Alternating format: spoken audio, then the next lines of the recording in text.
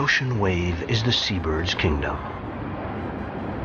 They return to dry land for just one reason: to bear young. Once a year, they leave the high seas and flock in thousands to remote coasts, such as these high cliffs in Iceland.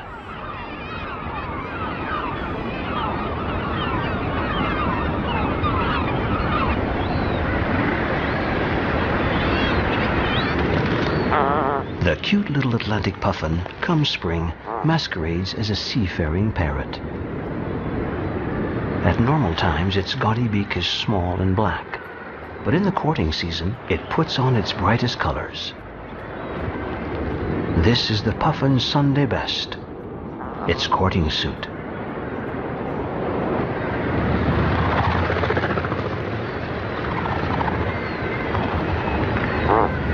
The puffins make their home on grassy sea cliff tops. Like rabbits, they dig a burrow and hide their single egg in it.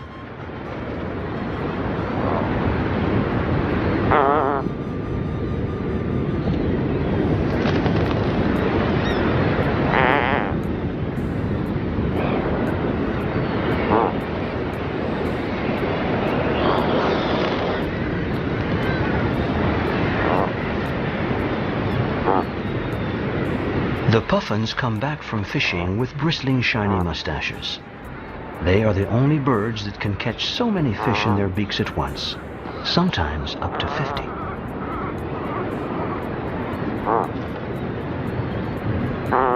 50. Their secret?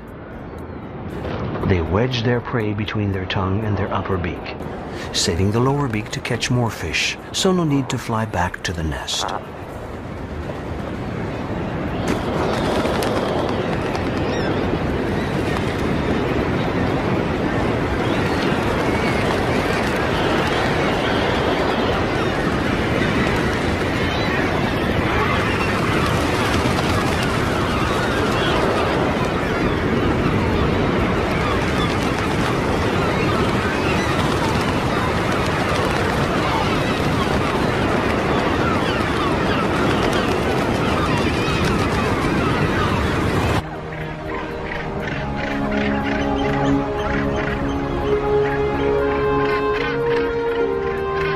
With its 1.8-meter wingspan, the gannet is the largest North Atlantic seabird.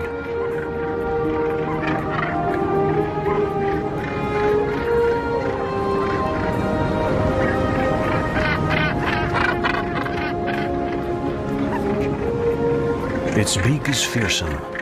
Beware of landing on a neighbor's nest. Each incoming bird circles the colony once or twice to make itself known and find the best angle for landing into the wind. On Skrúdur Island, off the coast of Iceland, raw materials are rare. Nests are built of bits and pieces. Any old flotsam will do. Seaweed, feathers, nylon twine, or bits of string. For their courtship ritual, there's no question of skipping and dancing like the cranes do.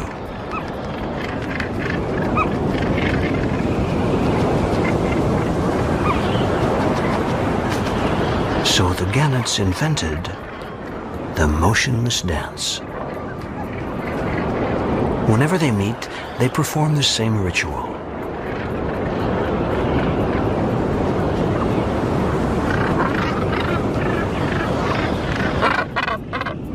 Their dagger-like beaks become gentle tools for fondling each other.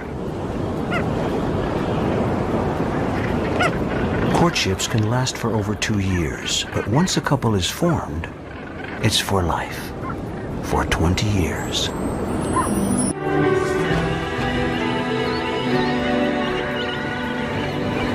Mures live tightly packed on the edge of thin air. With or without white spectacles, they're all Mures. They defend their tiny territories fiercely. Clumsy landings cause endless bickering, always with the same neighbors and all through their lives, because each year, for 15 or 20 years, they breed in the exact same spot to the nearest centimeter.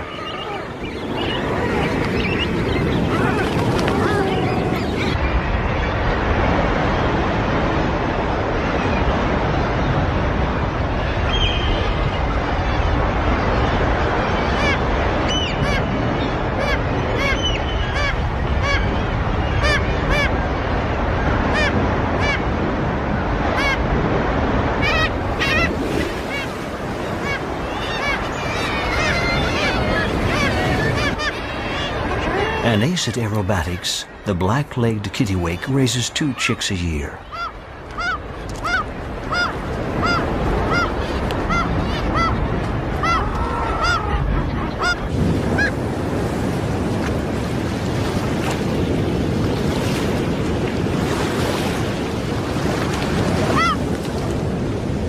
The kittiwake is no match for the parasitic jaegers.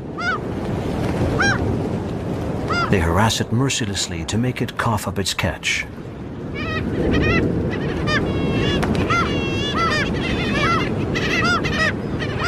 It's better to give up a fish and be left alone than risk being hurt or killed. Soon the chicks will leave their precipice where they were born and spend 2 or 3 years at sea, never once returning to land.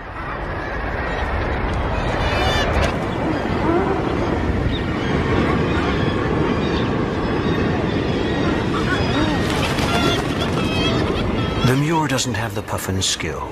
It catches 1 fish at a time, and every fishing trip ends with the same tug of war.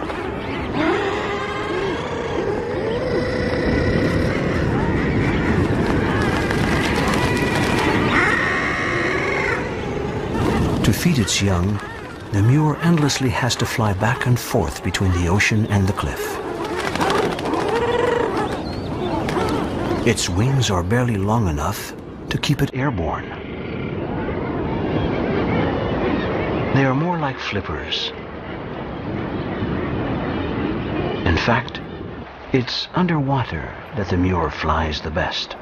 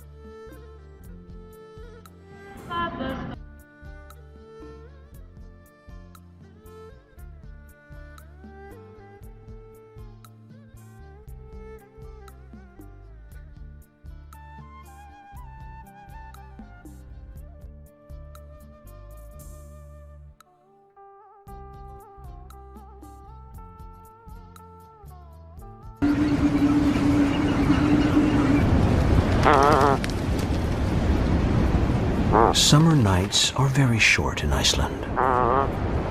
The sun rises again almost as soon as it sets. The birds are busy around the clock. Puffins hover on the wind above the cliffs.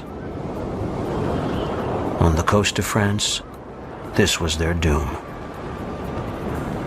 Easy prey for hunters, they were shot down or netted like butterflies.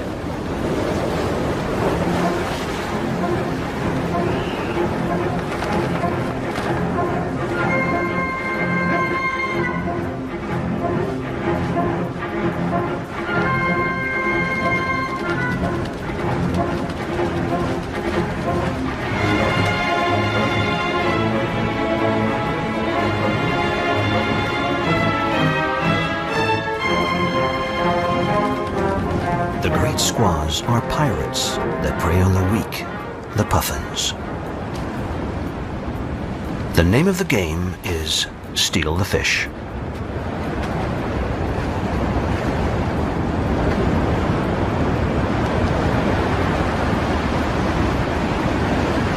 But sometimes the fisher is part of the catch.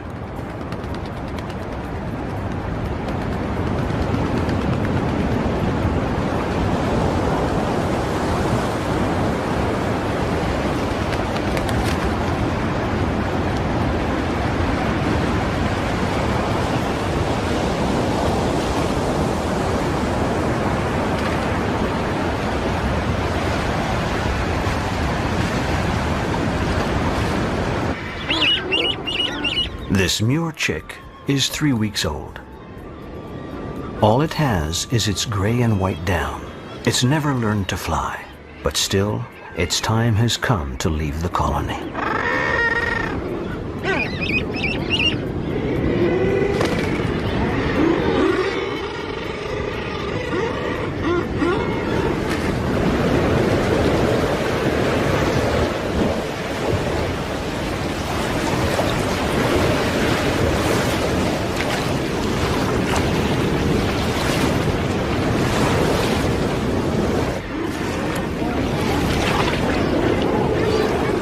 It joins its waiting parents at the foot of the cliff.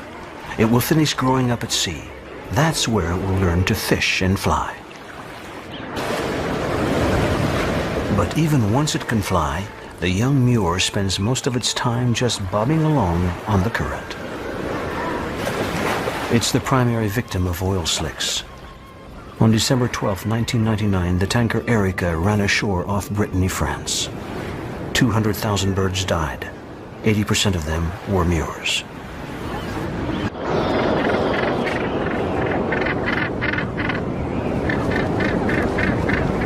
It takes these gannet chicks 3 months to grow as big as their parents. They'll have to train for weeks and weeks to hone their fishing skills.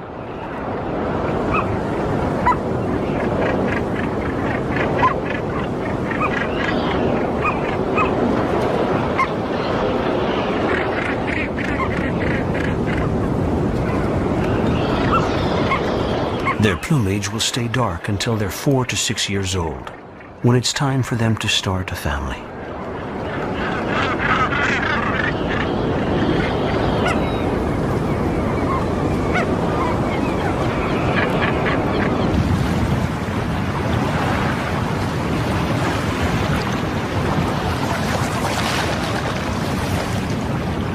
The gannet dives fast, over 100 kilometers an hour. The instant it breaks the surface, its eyes adjust to underwater vision.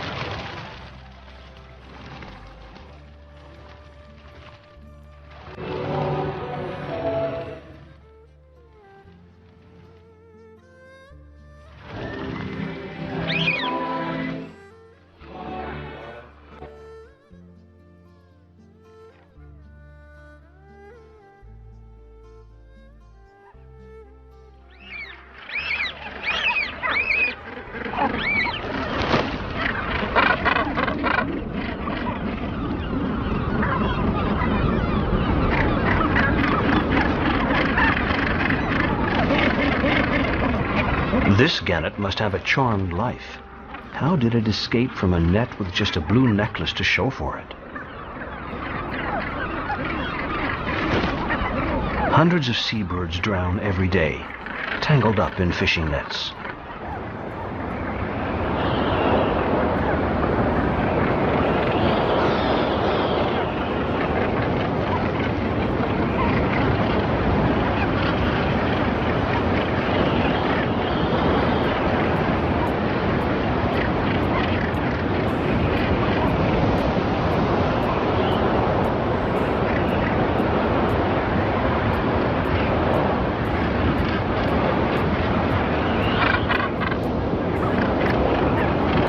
Chicks can't be born on a wave.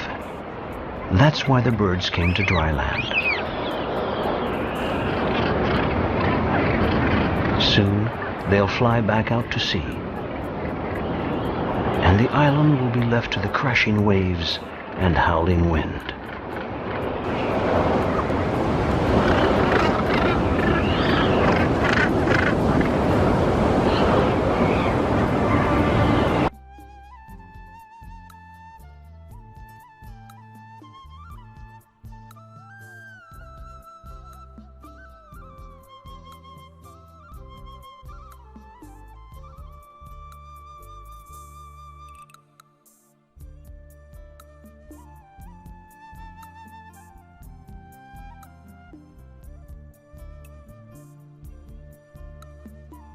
the other side of the globe, around the ice-bound Antarctic continent, nothing slows the waves of the southern seas.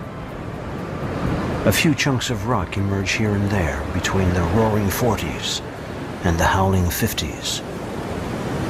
Each spring, they are the rendezvous for birds of the extreme, the penguin and the albatross.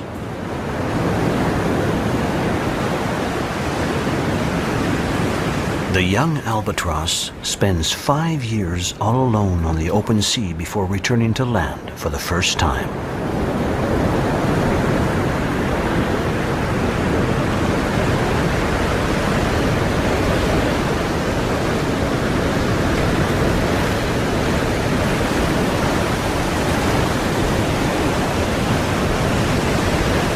It's the largest bird on Earth, with a wingspan of 3.5 meters. It returns to the Crozet Islands at the southern limit of the Indian Ocean.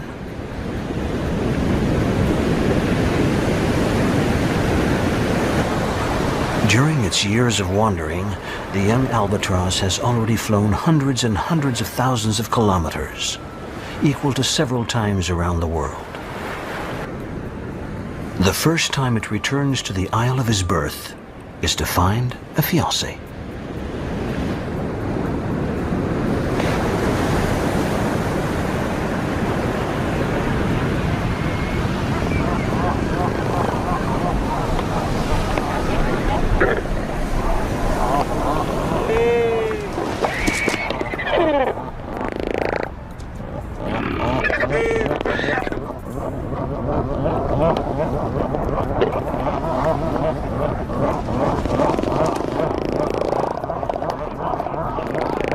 Young, single albatrosses are the only ones to display.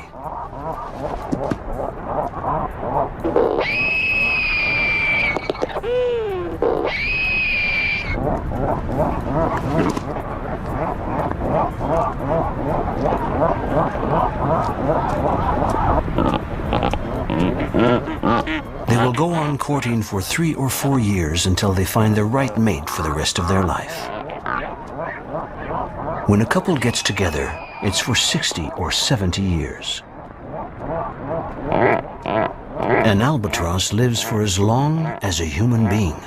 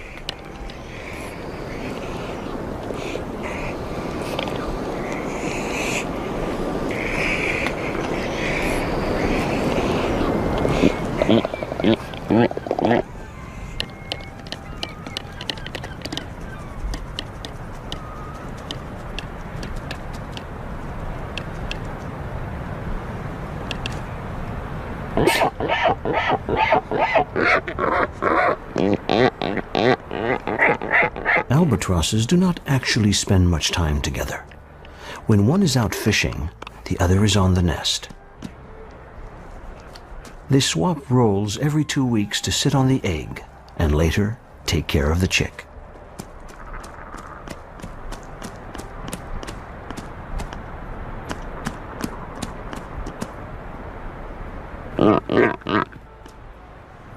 It takes them years to find the right rhythm and finally manage to raise a young bird.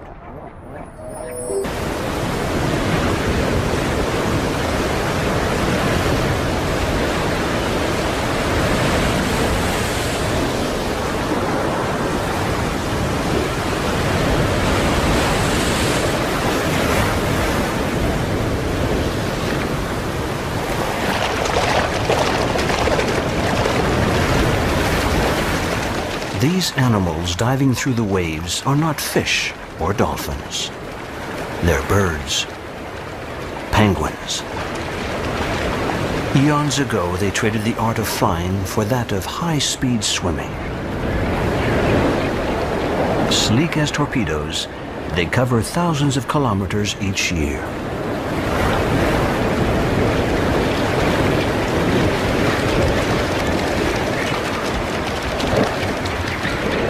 These rockhopper penguins are back from fishing 150 kilometers out at sea, where they have hunted fish down to depths of 100 meters.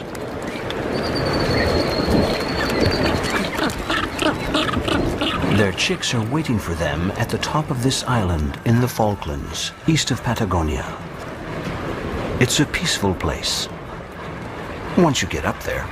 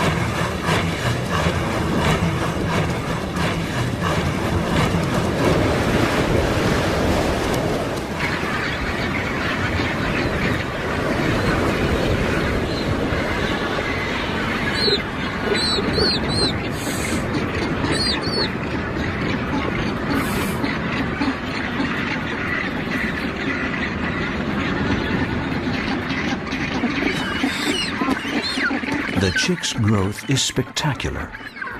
They even outgrow their parents, so they'll have some spare energy when they have to learn to fish by themselves.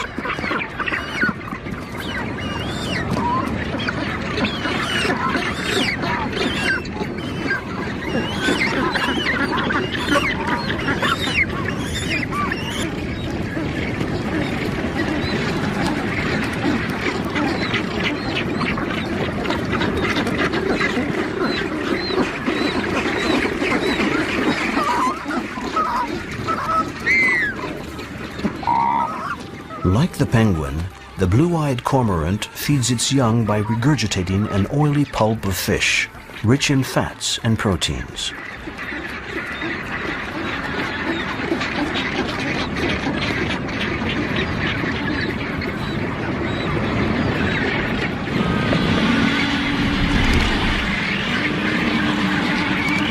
The black-browed albatross's colony is very crowded,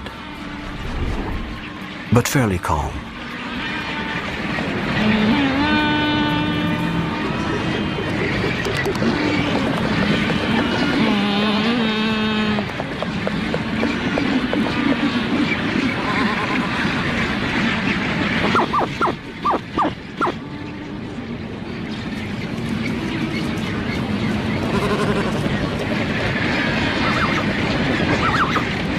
The nest is a tower of clay baked hard by wind and sun. Each albatross couple has its own. It's theirs for life.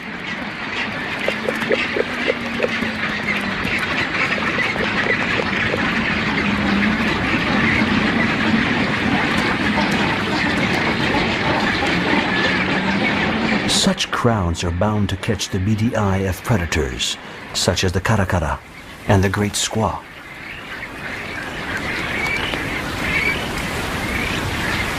They make quick work of weeding out sick and dead birds from the colony.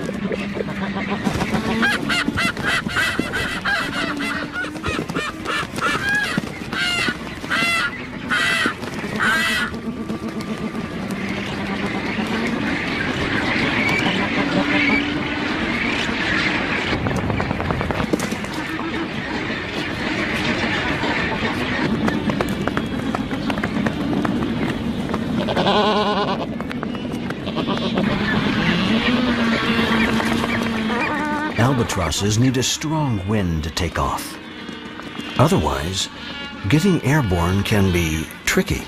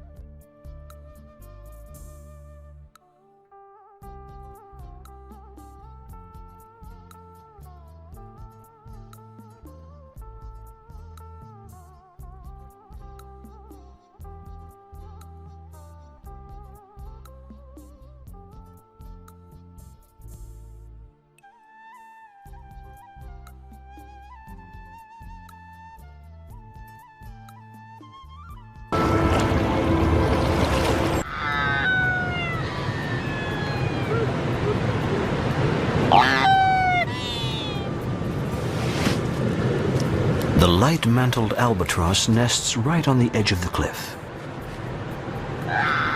No need to run to take off. Just jump.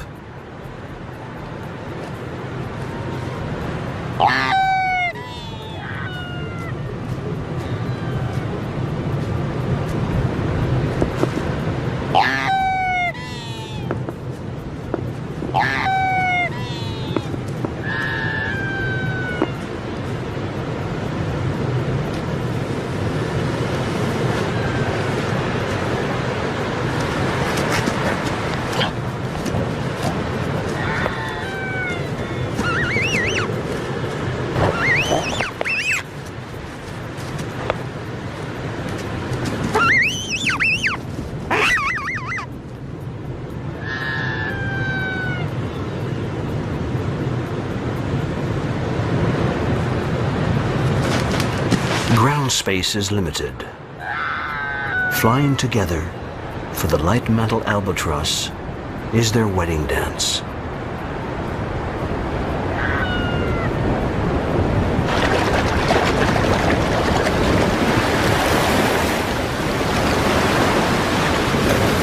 The king penguins are back from fishing. They're as tall as a 3-year-old human, 95 centimeters.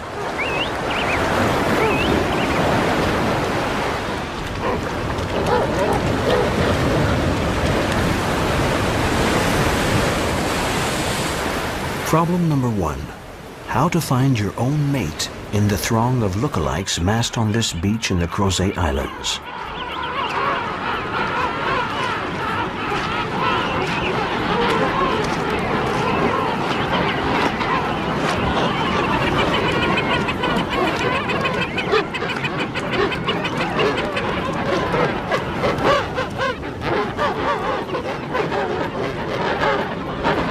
Singing.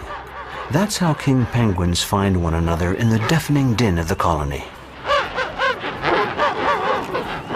Each penguin sings 2 songs at once, on 2 different frequencies.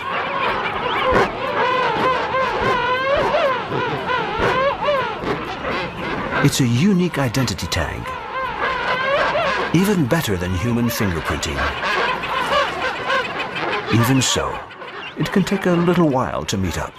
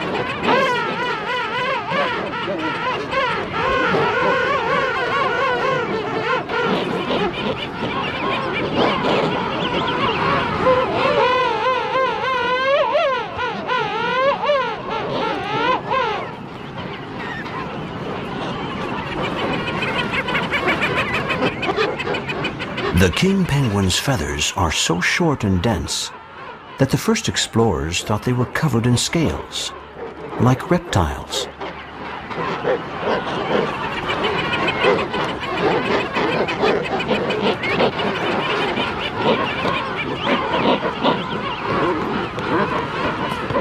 King penguins have no nest. The egg rests right on their feet.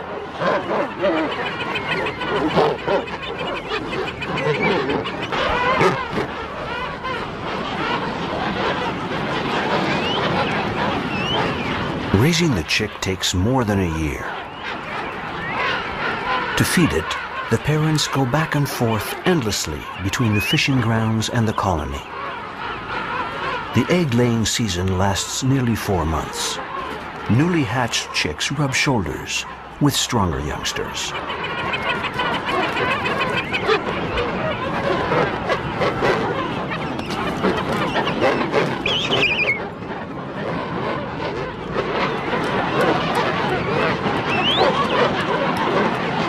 The giant petrel that lurks around the colony spies out its easiest prey.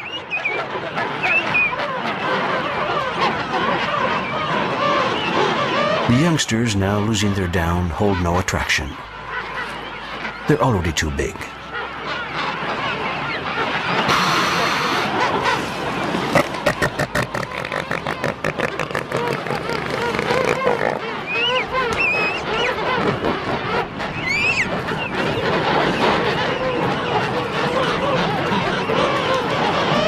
What the predator is looking for is a young, solitary chick.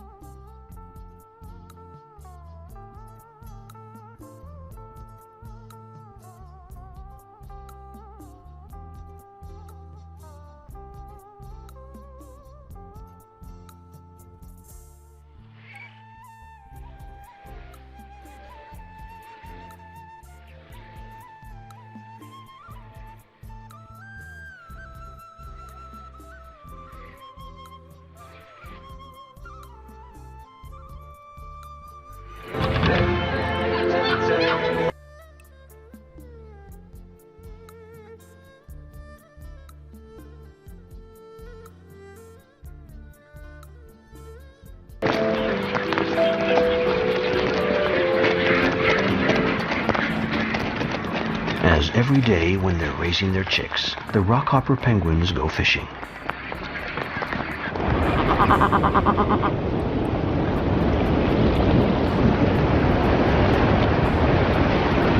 Birds have adapted to the harshest conditions. For millions of years, the ocean was their kingdom.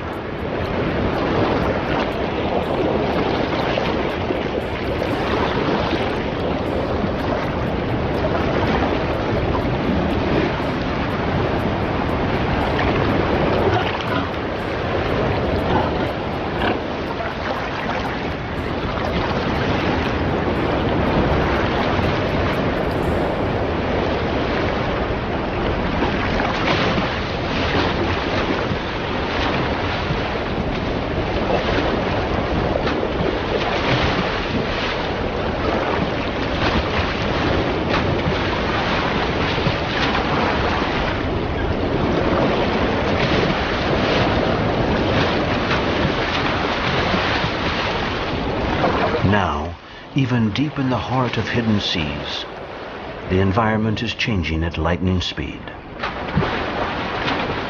Global warming is altering the ocean currents and disturbing the fish's life cycles. Seabirds have to go farther and farther to find food and get home with it in time to keep their young alive.